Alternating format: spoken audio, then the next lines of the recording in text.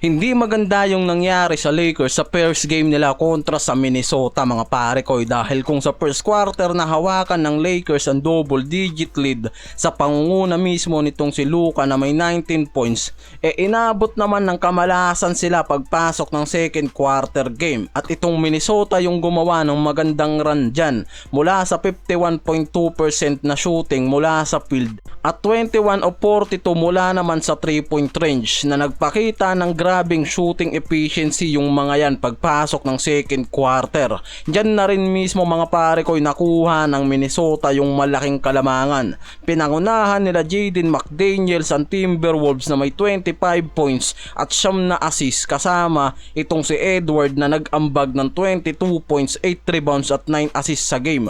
Sa kabilang banda si Luka Doncic yung nanguna para sa Lakers na may 37 points, samantalang si LBJ meron lang 19 points at itong si Reeves 16 points sa buong game. Kitang kita natin na sobrang nahirapan yung mga to pagdating sa shooting, dahil bumagsak lang naman ang Lakers sa 39.8% mula sa field, at dyan mismo bumagsak ang Lakers mga pare ko sa first game nila, samantalang itong si Luka naman yung nagbigay ng matinding impact dyan pagdating sa opensa. Mula sa 30 points game niya na ginawa, pero hindi nga yan sapat mga pare ko, dahil mula dito kay LBJ na 19 points lang at itong si Reeves na mayroong 16 points, wala talaga yung magiging malaking impact pagkalaban ang Minnesota, dahil nga nakita na na-lockdown nga itong si Reeves pagdating sa depensa na ginawa sa kanila nitong Minnesota. At yan din mga pare ko yung mismong dahilan kung bakit bumagsak yung percentage ng mga to sa field goal. Hindi rin nakataka sa pangta-trash talk nitong si Edwards itong si Luka matapos na ipasok nito yung tira niya beyond the arc, at itong si Luka yung nakadepensa sa kanya. Una pa lang talaga gigil na itong si Ant-Man dito sa Lakers, and kita natin na gusto talaga nitong mamposterize pero napipigilan siya dyan. At yan din mismo yung naging problema sa Lakers, dahil hindi nila nasolusyonan kung paano didepensahan ang elite scorer na si Edward. Yan din mismo mga pare ko yung nakikita ng mga analyst na kailangan nilang ma-lockdown itong si Edwards, dahil kahit sa size and shooting nakakalamang nga dito ang Minnesota. Kaya naman talagang lumobo yung kalamangan dyan ng Timberwolves pagpasok ng second quarter. Mula dito kila Nasrid Gobert at sila Jaden McDaniels yung kumamanda dyan. Kaya naman depensa yung isa sa nakikitang solusyon para dito sa Lakers kung gusto talaga nilang talunin itong Minnesota.